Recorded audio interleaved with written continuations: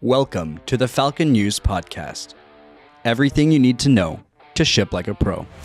In this podcast, we will be sharing our true experiences, lessons learned, and challenges faced in the freight forwarding industry.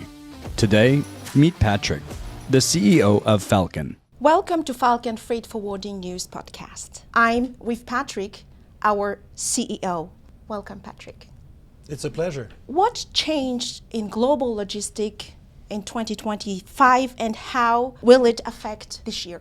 So I think everything changed, right? It's a very fast-paced, changing world we live in today. Every day there's news telling us about disturbance in the logistics world, whether it's port congestion, geopolitical issues, tariffs, labor issues, port strikes, congestion, weather issues, low water, too much water. So I believe that in 2026, people in logistics, whether you're an importer, exporter, freight forwarder, custom broker, trucker, you need to plan for the unexpected. Because what we do know is that it's not going to be easy. Right. So if you plan ahead your entire logistics, you must plan for disturbances.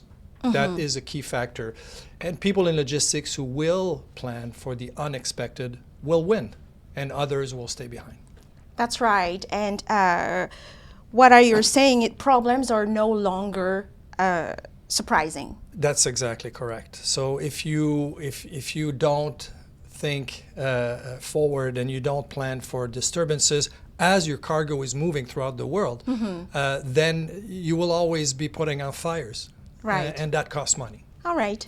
What decision made in 2025 are still causing risks, delays this year? I believe the most common decision is when you think you've planned everything and you assume that everything will run as planned. If you make that type of decision, that means that you expect the cargo to arrive at the destination at a certain day. And if it doesn't, what happens then? So you have to plan for the what ifs. What if it's a week delay? What if there's port congestion? What if it didn't make the second vessel, didn't make the rail, didn't make the truck, didn't make the plane? So planning with contingency plans is the way to go.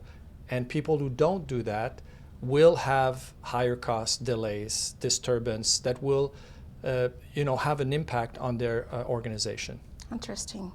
What does a strong supply chain looks like in 2026, and how can companies start building one now? So you cannot do it alone, right?